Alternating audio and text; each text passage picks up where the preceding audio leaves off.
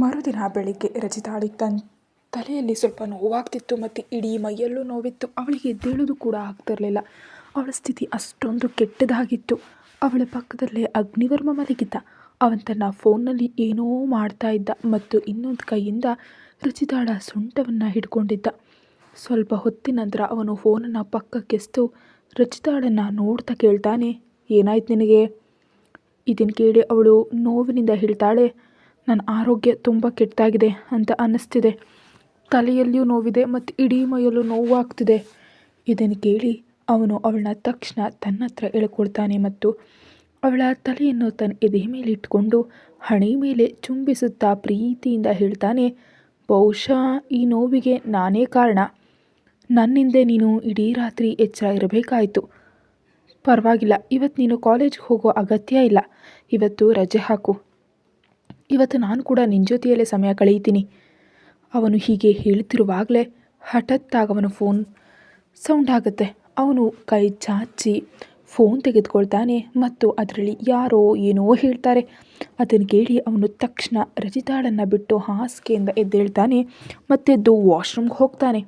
ಸ್ವಲ್ಪ ಹೊತ್ತಿನ ನಂತರ ಅವನು ತಯಾರಾಗಿ ಹೊರಬರ್ತಾನೆ ಮತ್ತು ಅಲ್ಲಿಂದ ಏನೂ ಹೇಳದೆಯೇ ಹೊರಟು ಹೋಗ್ತಾನೆ. ಅಗ್ನಿವರ್ಮ ಏನೂ ಹೇಳದೆ ಹೋಗ್ತಾ ಇರೋದನ್ನು ನೋಡಿ ರಚಿತಾಳಿಗೆ ತುಂಬ ಬೇಸರ ಆಗುತ್ತೆ. ಹೀಗೆಲ್ಲ ಹಕ್ಕನ್ನು ಚಲಾಯಿಸ್ತಾನೆ, ಹಕ್ಕನ್ನು ಕೇಳ್ತಾನೆ, ಆದರೆ ಅವಳಿಗೆ ಮಾತ್ರ ಅವಳ ಹಕ್ಕನ್ನು ಯಾಕೆ ಕೊಡ್ತಾ ಇಲ್ಲ? ಹೀಗೆ ಯೋಚಿಸ್ತಾ ರಚಿತಾ ಕಣ್ಣೀರು ಒರೆಸ್ಕೊಳ್ತಾ ಮೆಲ್ಲನೆ ಹಾಸಿಗೆಯಿಂದ ಎದ್ದೇಳೋದಕ್ಕೆ ಪ್ರಯತ್ನಿಸ್ತಾಳೆ. ಆದರೆ ಅವಳಿಗೆ ಎದ್ದೇಳೋದಕ್ಕೆ ಆಗೋದೇ ಇಲ್ಲ.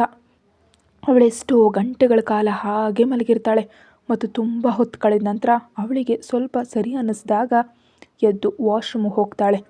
ಫ್ರೆಶ್ ಆಗಿ ಹೊರಬರ್ತಾಳೆ. ಅಷ್ಟಲ್ಲಾಗಲೇ ಮಧ್ಯಾಹ್ನವಾಗಿತ್ತು. ಅವಳು ಕೆಳಗೆ ಬಂದು ನೋಡ್ತಾಳೆ. ಕೀರ್ತನ ಊಟ ಮಾಡ್ತಿದ್ಲು. ಅವಳ ಮಮ್ಮಿ ಅಲ್ಲಿರಲಿಲ್ಲ.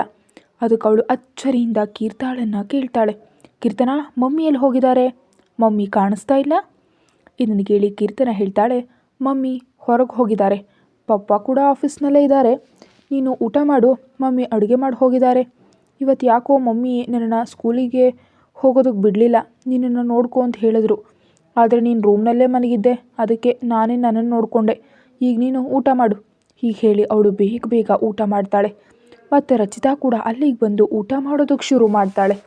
ಊಟ ಆದಮೇಲೆ ಅವಳು ಹೊರಗೆ ಗಾರ್ಡನ್ನಲ್ಲಿ ಅಡ್ಡಾಡೋದಕ್ಕೆ ಹೋಗ್ತಾಳೆ. ಕೆಲವು ಹೂಗಳು ಮಳೆಯ ಕಾರಣದಿಂದ ಬಿದ್ದು ಹೋಗಿದ್ವು. ಅವಳು ಹೂಗಳನ್ನೆಲ್ಲ ಒಟ್ಟು ಮಾಡ್ತಾಳೆ ಮತ್ತು ಅದರ ನಂತರ ರೂಮಿಗೆ ಬರ್ತಾಳೆ. ರೂಮಿಗೆ ಬಂದು ಆ ಹೂವುಗಳಿಂದ ಒಡವೆಗಳನ್ನ ಮಾಡ್ಕೊಳ್ತಾಳೆ ಮತ್ತು ತನ್ನ ಕೈಗಳಿಗೆ ಹಾಕ್ಕೊಳ್ತಾಳೆ. ಕೆಲವು ಹೂವುಗಳನ್ನು ತನ್ನ ಕೂದಲಿಗೆ ಮುಡ್ಕೊಳ್ತಾಳೆ. ಅವಳಿಗೆ ಹೂವಿನ ಒಡವೆಗಳನ್ನ ಹಾಕೊಳ್ಳೋದು ತುಂಬ ಇಷ್ಟ. ರಾಥೋಡ್ ಮ್ಯಾನ್ಷನ್. ಇನ್ನೊಂದು ಕಡೆ ಮ್ಯಾನ್ಷನ್ನಲ್ಲಿ ರಚಿತಾ ಮತ್ತು ಅಗ್ನಿವರ್ಮನ ಸ್ವಾಗತಕ್ಕಾಗಿ ತುಂಬ ಜೋರಾಗಿ ತಯಾರಿ ನಡೀತಿತ್ತು. ಅಗ್ನಿವರ್ಮನ ಅಜ್ಜಿ ಸೋಫಾ ಮೇಲೆ ಕೂತಿದ್ರು. ತಕ್ಷಣ ಅಗ್ನಿವರ್ಮನ ಅಜ್ಜಿ ಬರ್ತಾರೆ ಮತ್ತು ಹೇಳ್ತಾರೆ, ನಾವು ನಮ್ಮನೆ ಸೊಸೆಯನ್ನು ಇಲ್ಲಿಗೆ ಕರೆತರಬೇಕು. ಇನ್ನು ಮುಂದೆ ನಮ್ಮನೆಯ ದೊಡ್ಡ ಸೊಸೆಯನ್ನು ಅಲ್ಲಿ ಇರಿಸೋದಕ್ಕೆ ಸಾಧ್ಯ ಇಲ್ಲ. ಇದನ್ನು ಕೇಳಿ ಅಜ್ಜಿ ಹೇಳ್ತಾರೆ, ಹೌದು, ನೀನು ಸರಿಯಾಗಿ ಹೇಳಿದ್ರಿ. ಅದಕ್ಕೆ ನಾವು ನಿರ್ಧಾರ ಮಾಡಿದ್ದು, ನಾವು ಇವತ್ತೇ ಅವಳನ್ನ ಕರ್ಕೊಂಡು ಬರ್ತೀವಿ ಮತ್ತು ನಾವೇ ಖುದ್ದಾಗಿ ಹೋಗಿ ಕರ್ಕೊಂಡು ಬರ್ತೀವಿ. ಅಷ್ಟರಲ್ಲಿ ಅಲ್ಲಿಗೆ ಅಗ್ನಿವರ್ಮನ ಮಮ್ಮಿ, ಪಪ್ಪ ಮತ್ತು ಆಕ್ರೋಶ್, ಸಾಹಿಲ್ ಹಾಗೂ ರೀವಾ ಅವರು ಕೂಡ ಬರ್ತಾರೆ. ಅವ್ರನ್ನ ನೋಡಿ ಅಜ್ಜಿ ಹೇಳ್ತಾರೆ, ಒಳ್ಳೆಯದಾಯಿತು, ನೀವೆಲ್ಲರೂ ಇಲ್ಲೇ ಬಂದಿದ್ದು. ಉಳಿದವರೆಲ್ಲ ಎಲ್ಲಿದ್ದಾರೆ? ಅವರು ಯಾವಾಗ ಬರ್ತಾರೆ? ಆಗಲೇ ಅಲ್ಲಿಗೆ ಒಬ್ಬಳು ಹೆಂಗಸು ಮತ್ತು ಒಬ್ಬ ಗಂಡಸು ಹಾಗೂ ಅವರ ಜೊತೆ ಇಬ್ಬರು ಹುಡುಗಿಯರು ಬರ್ತಾರೆ ಮತ್ತು ಹೇಳ್ತಾರೆ, ಅಜ್ಜಿ, ನಾವು ಬಂದವು.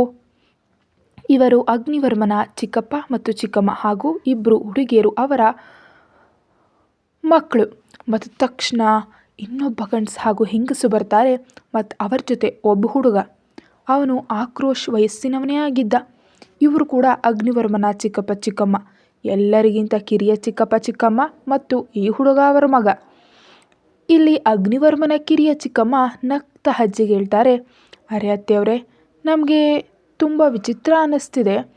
ನಮ್ಮ ಅಗ್ನಿವರ್ಮ ಇಷ್ಟು ದಿನಗಳಿಂದ ಹೊರಗಿದ್ದಾನೆ ಮತ್ತು ಅವನು ನಮ್ಮ ಸೊಸೆಯನ್ನು ನೋಡೋದು ಕೂಡ ಹೋಗೋದಿಲ್ಲ.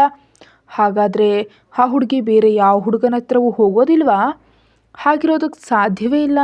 ಅಷ್ಟಕ್ಕೂ ಇಂದಿನ ಜನ್ರೇಷನ್ ಹಾಗೇ ಇದೆ. ಬಾಯ್ ಫ್ರೆಂಡ್ ಗರ್ಲ್ ಫ್ರೆಂಡ್ ಅಂತೂ ಬೇಕೇ ಬೇಕು.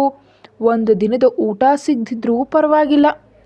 ಇದನ್ನು ಕೇಳಿ ಅಜ್ಜ ಮತ್ತು ಅಜ್ಜಿಯ ಕಣ್ಣುಗಳು ಕೆಂಪಾಗುತ್ತವೆ ಮತ್ತು ಅಜ್ಜಿ ಕೋಪದಿಂದ ಹೇಳ್ತಾರೆ, ಹಾಗಾಗೋದಕ್ಕೆ ಸಾಧ್ಯವೇ ಇಲ್ಲ. ನಾವು ಅವಳನ್ನ ಆರಿಸಿದ್ದೀವಿ ಮತ್ತು ಒಂದು ವೇಳೆ ಅವಳು ಹಾಗೆ ಮಾಡಿದರೆ ಅವಳಿಗೆ ಶಿಕ್ಷೆ ಸಿಗುತ್ತೆ, ಸರಿಯಾಗಿಯೇ ಸಿಗುತ್ತೆ. ನಾವು ಅವಳನ್ನ ಖಂಡಿತ ಕ್ಷಮಿಸೋದಿಲ್ಲ ಮತ್ತು ಅವಳ ತಪ್ಪು ಕೆಲಸಕ್ಕೆ ಶಿಕ್ಷೆ ಸಾವೇ ಆಗಿರುತ್ತೆ. ತುಂಬ ಕ್ರೂರವಾಗಿ ಸಾಯಿಸ್ತೀವಿ. ಇದನ್ನು ಕೇಳಿ ಚಿಕ್ಕಮ್ಮನ ಮುಖದಲ್ಲಿ ಒಂದು ವಿಚಿತ್ರವಾದ ನಗು ಬರುತ್ತೆ. ಆದರೆ ಅವಳು ಅದನ್ನು ಬೇಗನೆ ಮರೆಮಾಚ್ತಾಳೆ. ಆಗ ಇನ್ನೊಬ್ಬ ಚಿಕ್ಕಮ್ಮ ಹೇಳ್ತಾರೆ, ಹೌದು, ಚಿಕ್ಕವಳು ಹೇಳಿದ ಸರಿ, ನಮಗೂ ಹಾಗೇ ಅನಿಸುತ್ತೆ. ಹಾಗಾಗೋ ಸಾಧ್ಯತೆ ಇದೆ. ಅದಕ್ಕೆ ನೀವು ಮೊದಲು ಅವಳ ಚೆಕಪ್ ಮಾಡಿಸ್ಬೇಕು. ಯಾಕಂದರೆ ಇಂದಿನ ಹುಡುಗಿಯರನ್ನು ನಂಬೋದಕ್ಕಾಗೋದಿಲ್ಲ ಮತ್ತು ನಮಗಂತೂ ಆ ಹುಡುಗಿ ಸ್ವಲ್ಪವೂ ಇಷ್ಟ ಇಲ್ಲ. ನೀವು ಅಕ್ಕನನ್ನೇ ಕೇಳಿ. ಹೌದಲ್ವಾ ಅಕ್ಕ, ನಿಮಗೂ ಆ ಹುಡುಗಿ ಇಷ್ಟ ಇಲ್ಲ ತಾನೇ? ಅವಳು ಅಗ್ನಿವರ್ಮನ ಮಮ್ಮಿ ಆರಾಧನಳಿ ಕೇಳ್ತಾಳೆ. ಮತ್ತು ಇದನ್ನು ಕೇಳಿ ಅಗ್ನಿವರ್ಮನ ಮಮ್ಮಿ ಆರಾಧನಾ ಹೇಳ್ತಾರೆ, ಹಾಗೇನಿಲ್ಲ, ನಮಗೆ ನಮ್ಮ ಸೊಸೆ ಇಷ್ಟ ಇದ್ದಾಳೆ ಮತ್ತು ನಮ್ಮ ಮಗ ಅವಳನ್ನ ಭೇಟಿ ಮಾಡೋದಕ್ಕೆ ಹೋಗ್ತಾನೆ. ಇದನ್ನು ಕೇಳಿ ಚಿಕ್ಕಮ್ಮನಿಗೆ ತುಂಬ ಕೋಪ ಬರುತ್ತೆ. ಆದರೆ ಅವಳ ಗಂಡ ಅವಳ ಕೈ ಹಿಡಿದು ಹೇಳ್ತಾರೆ, ಶಾರದಾ ಸುಮ್ಮನಿರು, ಇಲ್ಲಿ ನಾವು ಶಾಂತಿಯಿಂದ ಕೆಲಸ ಮಾಡಬೇಕು. ಇಲ್ದಿದ್ರೆ ನಮ್ಮ ಗುರಿಯಲ್ಲಿ ನಾವು ಗೆಲ್ಲೋದಿಲ್ಲ. ಆ ಹುಡುಗಿಯನ್ನು ನಾವು ದಾರಿಯಿಂದ ಸರಿಸೋದಕ್ಕೆ ಸಾಧ್ಯ ಇಲ್ಲ. ಇದನ್ನು ಕೇಳಿ ಅವಳು ಕೋಪದಿಂದ ಹೇಳ್ತಾಳೆ, ನಾವಿದನ್ನು ಹೇಗೆ ಸಹಿಸ್ಕೊಳ್ಳಿ? ಶಾಲಿನಿ ಅಮ್ಮ ಆಪ್ತ ಗೆಳತಿ, ಅಶ್ವಿಕಾಳ ಮಗಳು ಮತ್ತು ನಾವು ಅವಳ ಕಣ್ಣಲ್ಲಿ ನೀರು ನೋಡಲು ಸಾಧ್ಯವಿಲ್ಲ. ಆಗ ಕಿರಿಯ ಚಿಕ್ಕಮ್ಮ ಕೋಪದಿಂದ ಮನಸ್ಸಲ್ಲಿ ಅಂದ್ಕೊಳ್ತಾರೆ, ಈ ಎಲ್ಲ ಆಸ್ತಿ ನಮ್ಮ ಹೆಸರಿಗಾಗೋದು ಪರಿಸ್ಥಿತಿ ನಮ್ಮ ಕಂಟ್ರೋಲ್ನಲ್ಲಿದ್ದಾಗ ಮಾತ್ರ. ಆದರೆ ಅದಕ್ಕಾಗಿ ಅಗ್ನಿವರ್ಮನ ಮದುವೆಯನ್ನು ನಾವು ಪ್ರಿಯಾ ಜೊತೆ ಮಾಡಿಸ್ಬೇಕು. ಆದರೆ ಇವರು ಮೊದಲೇ ಅಗ್ನಿವರ್ಮನ ಮದುವೆ ಮಾಡಿಸಿದ್ದಾರೆ ಅಂತ ನಮಗೆ ಗೊತ್ತಿರಲಿಲ್ಲ, ನಮಗೆ ಹೇಳಲೂ ಇಲ್ಲ. ನಮಗೆ ತುಂಬ ಕೋಪ ಬರ್ತಿದೆ. ನಾವಿಲ್ಲಿ ಹೇಗೆ ರಾಜ್ಯಭಾರ ಮಾಡೋದು? ಅವಳ ಮನಸ್ಸಿನ ಮಾತು ತಿಳಿದು ಅವಳ ಗಂಡ ದೇವಾಂಶ ಹೇಳ್ತಾರೆ, ಸುಚಿತ್ರಾ ಸುಮ್ಮನಿರು, ಅಷ್ಟಕ್ಕೂ ನಾವು ಶಾಂತಿಯಿಂದ ಕೆಲಸ ಮಾಡಬೇಕು. ನೀನು ಚಿಂತೆ ಮಾಡಬೇಡ, ಎಲ್ಲವೂ ನಮ್ಮ ಕಂಟ್ರೋಲ್ನಲ್ಲೇ ಇರುತ್ತೆ. ನಾವು ಬರೀ ಕಾಯಬೇಕು ಮತ್ತು ಏನಾದರೂ ಒಂದು ಮಾಡಬೇಕು. ಆ ಹುಡುಗಿ ಪೂರ್ತಿಯಾಗಿ ತಪ್ಪಿತಸ್ಥಳಾಗುವಂತೆ ಮಾಡಬೇಕು ಮತ್ತು ಅಮ್ಮ ಅವಳ ಮನೆಯಿಂದ ಹೊರ ಹಾಕಬೇಕು ಅಥವಾ ಸಾಯಿಸಬೇಕು. ಆಗಲೇ ಅವಳು ದಾರಿಯಿಂದ ಸರಿತಾಳೆ. ಇದನ್ನು ಕೇಳಿ ಸುಚಿತ್ರಾ ನಗ್ತಾ ದೇವಾಂಶನನ್ನು ನೋಡ್ತಾಳೆ. ಸ್ವಲ್ಪ ಹೊತ್ತಿನಲ್ಲಿ ಎಲ್ಲರೂ ರಚಿತಾಳನ್ನು ಕರ್ಕೊಬರೋದಕ್ಕೆ ಹೊರಡ್ತಾರೆ. ಇನ್ನೊಂದು ಕಡೆ ರಚಿತಾ ಗಾರ್ಡನ್ನಲ್ಲಿ ಕೂತಿದ್ಲು. ರಚಿತಾಳಿಗೆ ತನ್ನ ಹೊಟ್ಟೆಯಲ್ಲಿ ತುಂಬ ನೋವಾಗ್ತಿತ್ತು ಮತ್ತು ಕೆಲವು ದಿನಗಳಿಂದ ವಾಂತಿ ಕೂಡ ಆಗ್ತಾ ಇತ್ತು. ಅವಳಿಗೆ ಯಾಕೆ ಹೀಗಾಗ್ತಿದೆ ಅಂತ ಏನೂ ತಿಳಿತಾ ಇರಲಿಲ್ಲ. ಭಯದಿಂದ ಅವಳು ತನ್ನ ಮಮ್ಮಿ ಪಪ್ಪ ಹತ್ರವೂ ಈ ಸಮಸ್ಯೆಯ ಬಗ್ಗೆ ಹೇಳಿರಲಿಲ್ಲ. ಒಂದು ಕಡೆ ಅವಳ ಮಮ್ಮಿ ಪಪ್ಪ ತುಂಬ ಚಿಂತೆ ಮಾಡ್ತಾರೆ. ಅದರ ಮೇಲೆ ಈ ವಿಷಯದ ಬಗ್ಗೆ ಗೊತ್ತಾದರೆ ಇನ್ನೂ ಜಾಸ್ತಿ ಗಾಬರಿ ಆಗ್ತಾರೆ. ಹೀಗೆ ಯೋಚಿಸ್ತಾ ಅವಳು ಕೆಳಗೆ ಬರ್ತಾಳೆ. ಆಗಲೇ ಅವಳ ಕಿವಿಗೆ ಗಾಡಿಗಳು ಬಂದು ನಿಲ್ಲುವಂಥ ಶಬ್ದ ಕೇಳಿಸುತ್ತೆ. ಅವಳು ಅಚ್ಚರಿಯಿಂದ ಮುಂದೆ ನೋಡ್ತಾಳೆ. ಮುಂದೆ ಕೆಲವು ಬಲಿಷ್ಠ ಬಾಡಿಗಾರ್ಡ್ಗಳು ಬಾಗಿಲು ತೆರೆದು ನಿಂತಿದ್ರು ಮತ್ತು ಅವಳ ಮಮ್ಮಿ ಪಪ್ಪ ಅಚ್ಚರಿಯಿಂದ ಮುಂದೆ ನೋಡ್ತಾ ಇದ್ರು. ಕೀರ್ತನ ಕೂಡ ಇದೆಲ್ಲವನ್ನ ನೋಡ್ತಿದ್ಲು. ಆಗಲೇ ಕೈಯಲ್ಲಿ ಒಂದು ದೊಡ್ಡ ತಟ್ಟೆ ಹಿಡಿದು ಪಾರ್ವತಿ ದೇವಿ ಅಂದರೆ ಅಗ್ನಿವರ್ಮನ ಅಜ್ಜಿ ಒಳಗೆ ಬರ್ತಾರೆ. ಅವರು ರಾಯಲ್ ಬ್ಲೂ ಬನಾರಸಿ ಸೀರೆ ಉಟ್ಟಿದ್ರು. ಅವರು ಈ ವಯಸ್ಸಿನಲ್ಲೂ ತುಂಬ ಸುಂದರವಾಗಿದ್ದರು ಮತ್ತು ಎಲ್ಲರೂ ಅವರನ್ನೇ ನೋಡ್ತಾ ಇದ್ದರು. ಅವರ ಹಿಂದೆ ಇನ್ನೂ ತುಂಬ ಜನ ನಿಂತಿದ್ರು. ಅಲ್ಲಿ ಆಕ್ರೋಶ್ ಕೂಡ ಇದ್ದ. ಅಗ್ನಿವರ್ಮನನ್ನು ಹೊರತುಪಡಿಸಿ ಎಲ್ಲರೂ ಇದ್ದರು. ರಚಿತಾ ಪೂರ್ತಿಯಾಗಿ ಅಚ್ಚರಿಗೊಂಡ್ಳು. ಅವಳಿಗೆ ನಂಬೋದಕ್ಕೆ ಆಗ್ತಿರಲಿಲ್ಲ ಇವ್ರು ಯಾರು ಅಂತ. ಆದರೆ ರಚಿತಾಳ ಪೋಷಕರು ಪೂರ್ತಿಯಾಗಿ ಗುರುತಿಸಿದ್ರು. ಅವರು ಇವರನ್ನು ಹೇಗೆ ತಾನೇ ಮರೆಯೋದಕ್ಕೆ ಸಾಧ್ಯ? ಅವರು ಇವರನ್ನು ಎಂದಿಗೂ ಮರೆಯೋದಕ್ಕೆ ಸಾಧ್ಯ ಇರಲಿಲ್ಲ. ಇಲ್ಲಿ ರಚಿತಾಳ ತಾಯಿಯನ್ನು ನೋಡ್ತಾ ಪಾರ್ವತಿ ದೇವಿ ವಿಚಿತ್ರವಾಗಿ ನಗ್ತಾ ಹೇಳಿದ್ರು, ನಾವು ನಮ್ಮ ಸೊಸೆಯನ್ನು ಕರ್ಕೊಂಡು ಹೋಗೋದಕ್ಕೆ ಬಂದಿದ್ದೀವಿ. ಇನ್ನು ಮುಂದೆ ನಿಮ್ಮ ಹತ್ರ ಅವಳನ್ನ ಇರಿಸೋದಕ್ಕೆ ಸಾಧ್ಯ ಇಲ್ಲ. ಇಂದಿನಿಂದ ನೀನು ನಿನ್ನ ನಿಜವಾದ ಕುಟುಂಬದ ಜೊತೆ ಇರ್ತೀಯ. ನಾವು ನಿನ್ನ ಮೊದಲೇ ಕರ್ಕೊಂಡು ಹೋಗಬೇಕಿತ್ತು, ಆದರೆ ನಮ್ಮ ಮೊಮ್ಮಗ ಹೊರಗಿದ್ದ, ಅವನೀಗ ಬಂದಿದ್ದಾನೆ. ಹೀಗೆ ಹೇಳಿ ಅವರು ಕೆಂಪು ಬಟ್ಟೆಯಿಂದ ಮುಚ್ಚಿದ ಚಿನ್ನದ ತಟ್ಟೆಯನ್ನು ಮುಂದೆ ಮಾಡ್ತಾರೆ. ರಚಿತಾ ಅಚ್ಚರಿಯಿಂದ ನೋಡ್ತಾ ಇದ್ಲು. ರಚಿತಾ ಅಷ್ಟು ಅಚ್ಚರಿಗೊಂಡಿರೋದನ್ನು ನೋಡಿ ಅವ್ರು ನಗ್ತಾ ಹೇಳ್ತಾರೆ, ನಾವು ಅಗ್ನಿವರ್ಮನ ಅಜ್ಜಿ, ಅಂದರೆ ನಿನಗೂ ಅಜ್ಜಿ. ಮತ್ತು ನೀನು ಬಹುಶಃ ನಿನ್ನ ಅತ್ತೆ ಮಾವನನ್ನು ಭೇಟಿಯಾಗಿದೆಯಾ ಅನಿಸುತ್ತೆ. ಮತ್ತು ಅವರಿಬ್ಬರು ನಗ್ತಾರೆ. ಅವರಿಬ್ಬರು ತುಂಬ ಮುದ್ದಾಗಿದ್ದರು ಮತ್ತು ನೋಡಲು ಇಬ್ಬರು ಒಂದೇ ಥರ ಇದ್ದರು. ಯಾಕಂದರೆ ಅವರಿಬ್ಬರು ಅವಳಿ ಸಹೋದರಿಯರಾಗಿದ್ದರು. ದೊಡ್ಡ ಚಿಕ್ಕಪ್ಪ ಚಿಕ್ಕಮ್ಮನ ಪರಿಚಯ ಮಾಡಿಸಿದ ನಂತರ ಅಜ್ಜಿ ಪಕ್ಕಕ್ಕೆ ಸನ್ನೆ ಮಾಡಿ ಹೇಳ್ತಾರೆ, ಅವರು ನಿನ್ನ ಚಿಕ್ಕಮ್ಮ ಸುಚಿತ್ರ ಮತ್ತು ದೇವಾಂಶ್, ಮತ್ತು ಇದು ಅವರ ಮಗ ಆದಿತ್ಯ. ಮತ್ತು ಆಗಲೇ ಸಾಹಿಲ್ ಮತ್ತು ರೀವಾ ಕೂಡ ಒಳಗೆ ಬರ್ತಾರೆ ಮತ್ತು ಅವರ ಜೊತೆ ಆಕ್ರೋಶ್ ಕೂಡ.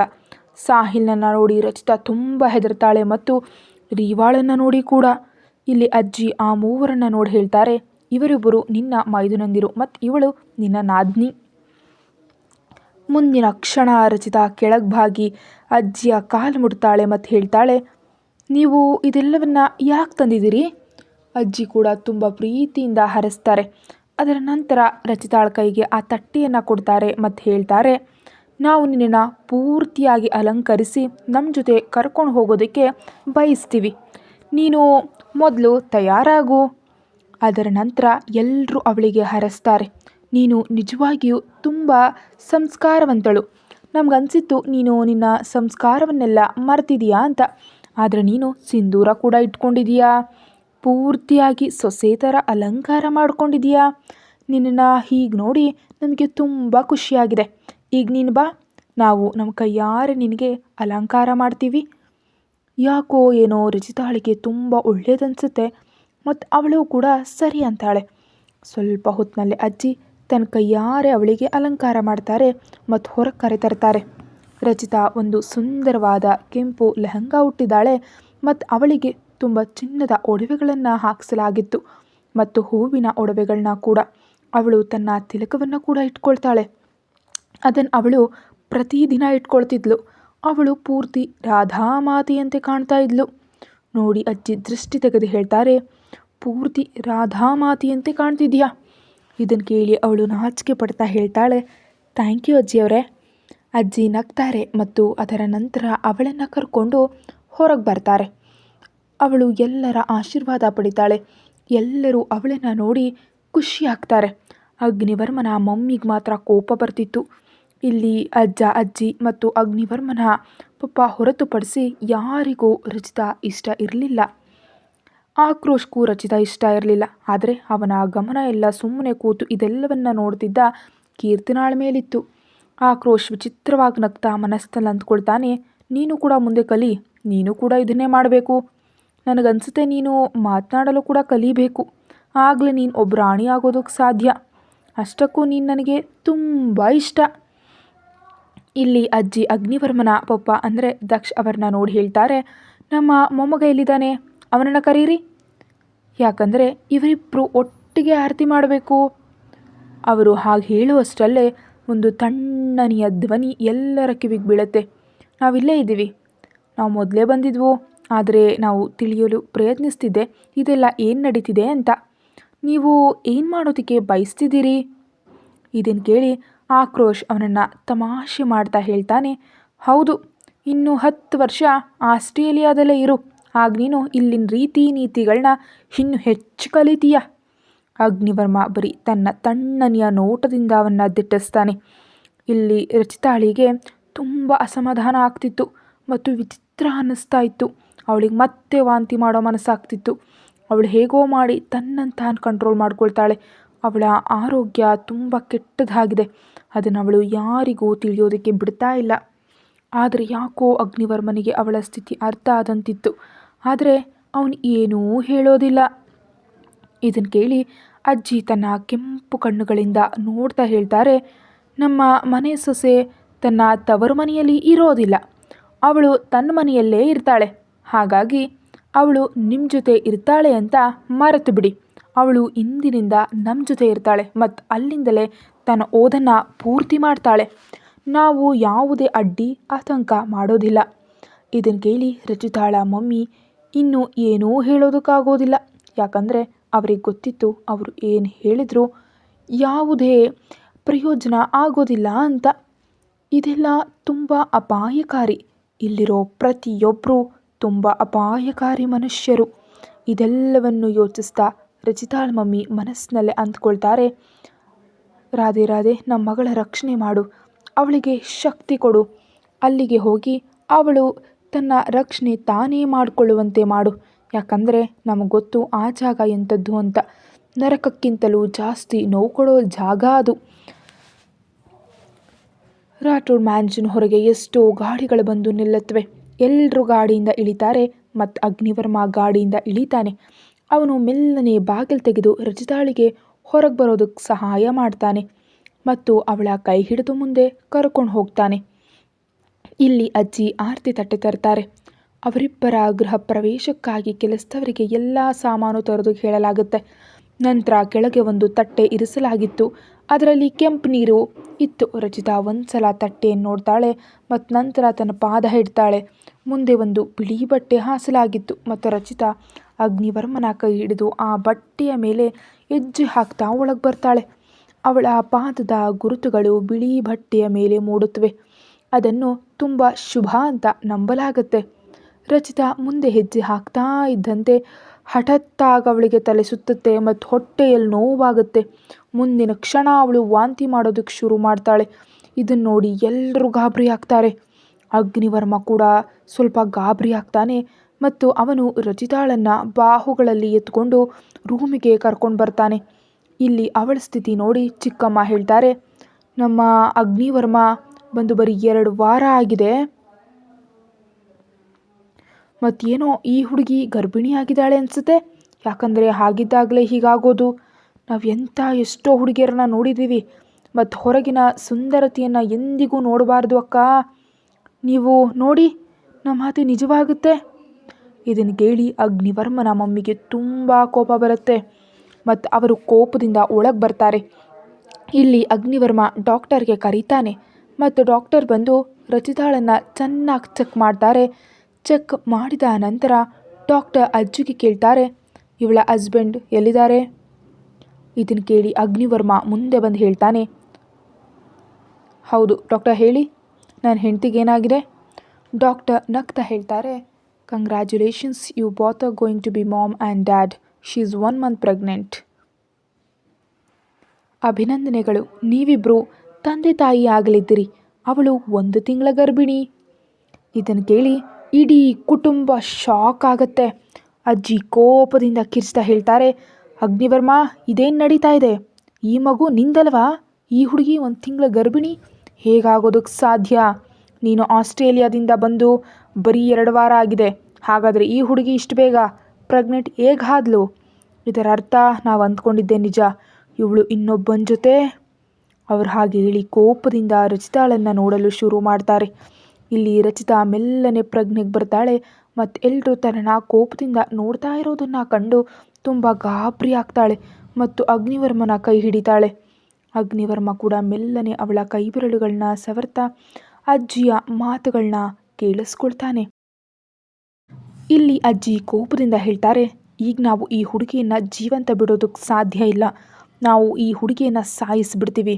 ಇವಳು ಕಳಂಕ. ಈ ಚಾರಿತ್ರ್ಯಹೀನ ಹುಡುಗಿಯನ್ನು ನಾವು ನಮ್ಮ ಕಣ್ಣೆದುರು ನೋಡೋದಕ್ಕೆ ಇಷ್ಟಪಡೋದಿಲ್ಲ. ಇದನ್ನು ಕೇಳಿ ರಚಿತಾ ಅಳುತ್ತಾ ಹೇಳ್ತಾಳೆ, ಎಲ್ಲರೂ ನಮ್ಮ ಹತ್ರ ಯಾಕೆ ಹೀಗೆ ಮಾತಾಡ್ತಿದ್ದಾರೆ? ನಾನೇನು ಮಾಡಿದೆ? ಇದನ್ನು ಕೇಳಿ ಸುಚಿತ್ರಾ ಹೇಳ್ತಾಳೆ, ನೀ ಏನು ಮಾಡಿದಿರಾ? ನೀವು ಇನ್ನೊಬ್ಬನ ಜೊತೆ ಇದ್ದೀರಿ ಮತ್ತು ಇದು ಇನ್ನೊಬ್ಬನ ಮಗು. ನೀವು ನಮ್ಮ ಮುಗ್ಧ ಅಗ್ನಿವರ್ಮನ ಮೇಲೆ ಇದನ್ನು ದೂರ ಹಾಕೋದಕ್ಕೆ ಸಾಧ್ಯ ಇಲ್ಲ. ನಮ್ಗೆ ಮೊದಲೇ ಗೊತ್ತಿತ್ತು ನೀನಿಂಥ ಗಲೀಜು ಚಾರಿತ್ರ್ಯಹೀನ ಹುಡುಗಿ ಅಂತ. ಅದಕ್ಕೆ ನಾವು ಮೊದಲೇ ಹೇಳಿದ್ವು ನಮ್ಮ ಅಗ್ನಿವರ್ಮನ ಜೊತೆ ನಿನ್ನ ಡಿವೋರ್ಸ್ ಮಾಡಿಸಿ ಅಂತ. ಅಗ್ನಿವರ್ಮ ಯಾವುದೇ ಭಾವನೆ ಇಲ್ಲದೆ ಎಲ್ಲರನ್ನ ನೋಡ್ತಾ ಹೇಳ್ತಾನೆ, ಇಲ್ಲ ಇದು ನನ್ನ ಮಗು. ಇದನ್ನು ಕೇಳಿ ಆರಾಧನಾ ಹೇಳ್ತಾರೆ, ಇಲ್ಲ ಮಗನೇ, ಇದು ನಿನ್ನ ಮಗು ಅಲ್ಲ. ನೀನಿಲ್ಲಿ ಇರಲೇ ಇಲ್ಲ. ನೀನು ತುಂಬ ಮುಗ್ಧ. ನಿನಗೆ ಗೊತ್ತಿಲ್ಲ ಈ ಹುಡುಗಿ ಇನ್ನೊಬ್ಬನ ಜೊತೆ ಇರ್ತಿದ್ಲು ಮತ್ತು ಆಮೇಲೆ ನಿನ್ನ ಹೆಸರು ಹೇಳ್ತಿದ್ದಾಳೆ. ನಾವು ಅವಳ ಚೆಕಪ್ ಮಾಡಿಸ್ಬೇಕು, ಆಗಲೇ ಸತ್ಯ ತಿಳಿಯುತ್ತೆ. ಇದನ್ನು ಕೇಳಿ ಅಜ್ಜಿ ಕೋಪದಿಂದ ಹೇಳ್ತಾರೆ, ಒಂದು ವೇಳೆ ನಮ್ಮ ಮೊಮ್ಮಗ ಇದು ಅವನ ಮಗು ಅಂತ ಹೇಳ್ತಿದ್ದಾನೆ ಅಂದರೆ ಅದರಲ್ಲಿ ಏನೋ ಕಾರಣ ಇರಬಹುದು. ಆದರೆ ನಾವಿದನ್ನು ಸುಮ್ಮನೆ ಬಿಡೋದಿಲ್ಲ. ಇವಳು ಅಗ್ನಿ ಪರೀಕ್ಷೆ ಕೊಡಲೇಬೇಕು. ಆಗಲೇ ನಾವು ಇವಳನ್ನು ಪವಿತ್ರ ಅಂತ ನಂಬ್ತೀವಿ. ಹೇಗಿದ್ದರೂ ರಿಪೋರ್ಟರ್ಸ್ ಕೂಡ ಇರ್ತಾರೆ ಮತ್ತು ಇವಳು ಅಗ್ನಿ ಪರೀಕ್ಷೆ ಕೊಡಲೇಬೇಕು. ಅಗ್ನಿ ಪರೀಕ್ಷೆಗೆ ತಯಾರಿ ಮಾಡಿ ಇವಳು ಪವಿತ್ರ ಅಂತ ಸಾಬೀತು ಮಾಡಲೇಬೇಕು. ಕತೆ ಮುಂದುವರಿಯುತ್ತೆ. Thank you. ಹೆಚ್ಚಿನ ವಿಡಿಯೋಗಾಗಿ ಸಬ್ಸ್ಕ್ರೈಬ್ ಮಾಡಿ.